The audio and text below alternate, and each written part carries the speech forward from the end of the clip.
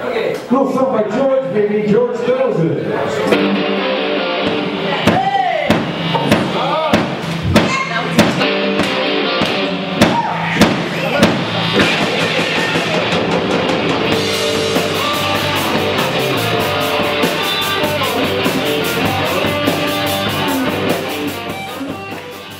That was the beginning of our so-called musical career.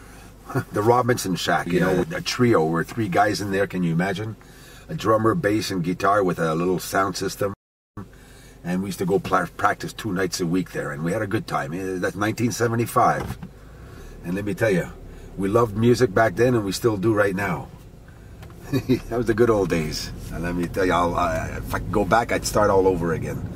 Might do a couple things different, but, you know, long live music.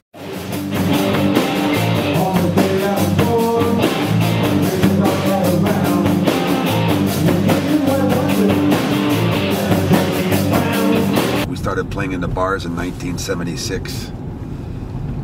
Our first gig was $120 a night. We started playing hitting the road, like we played in Saint Césaire and Granby. We were just a bunch of weekend hackers anyway. Yeah, well, the real influence I'd have to say was the Beatles. You know, like a lot of people who grew up in the 60s.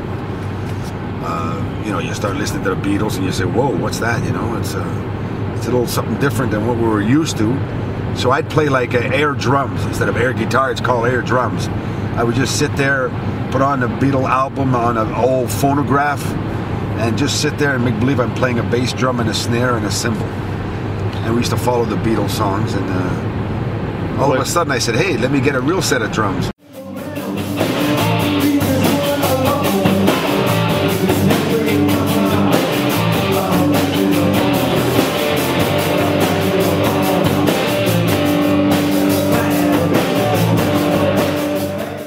Like I say, we're weekend hackers, and we've had some great nights over the years.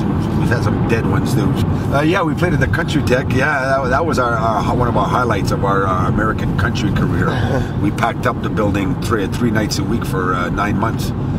So I got to say that was real good.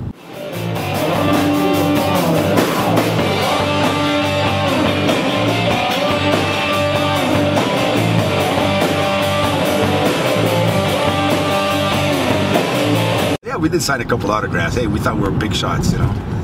Sure. But it was a thrill, you know. And it was at the Oasis camping. We played an outside gig, and all of a sudden the guy says, hey, look, you guys are pretty good, and maybe I'd get an autograph from you guys before you make it famous. It might be worth something. I said, look, you want me to put it on toilet paper? Because that's what it's worth. Those are the kind of tickets we like. We played a lot of spots over the years, you know, Montreal a bit, and all over Granby, you know, all the towns, all the hick towns within 30 miles. We did them all.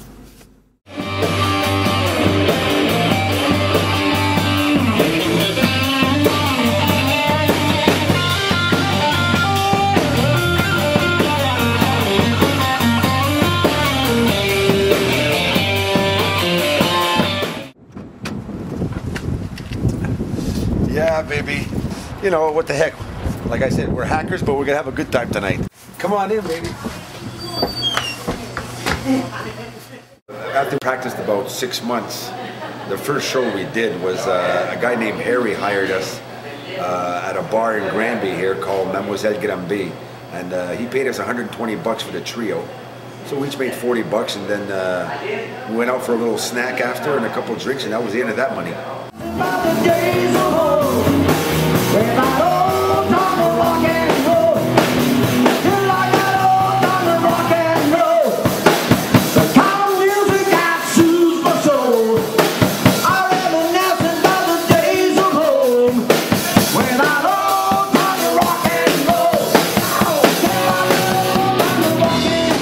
If you want a couple of stories, I'll tell you one, and especially one that comes to mind real fast.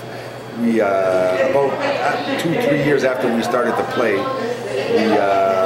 my brother Paul was working at the federal penitentiary in Cowansville, and they needed some entertainment, so he booked us at a think it was a Wednesday night during the week anyway, to play a couple sets of music for the boys, you know, for the incarcerated boys. And, you know, these guys are pretty cool. They like to see some rock and roll a bit. And we had some guys helping us with the equipment, you know, and there's one particular guy, he helped me out with my drums, and I asked him as we were working, setting him up, he said, hey, what are you in for? He said, oh, I killed 6 people, you know, and I'm at the last 2 years of my sentence. So we had a little bit of laugh after that, but let me tell you, I didn't turn my back on that guy.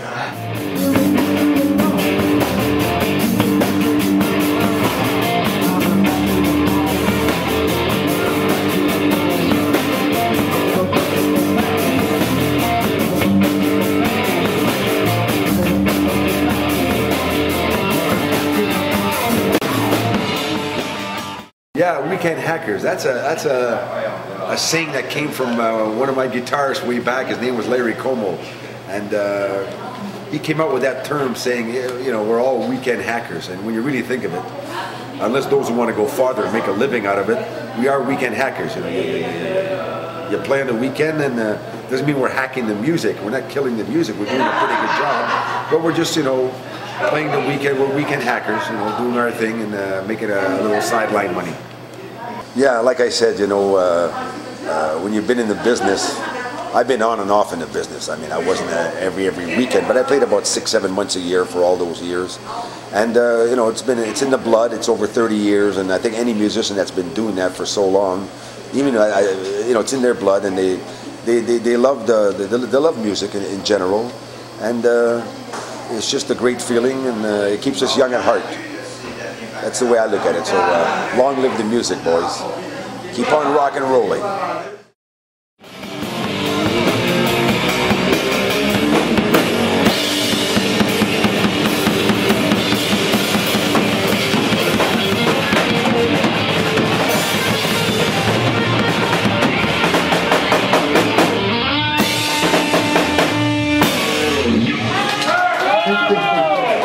Yeah, hey, we love music so much, man, I'll tell you. We're here for a good time, not a long time, I'll tell you that much.